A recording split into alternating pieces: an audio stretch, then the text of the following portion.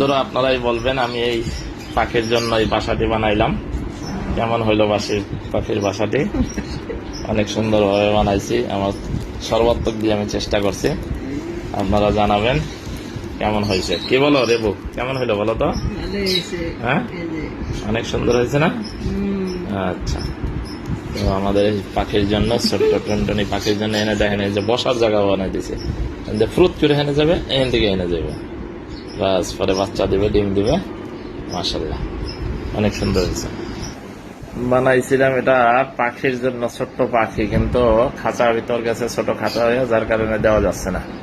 এখন এটাকে টুনটুনি পাখির জন্য টানাই দেবো, টুনটুনি তাইসা বাসা বাঁধবে। বলুন তো বন্ধুরা, কেমন লাগতেছে এটা?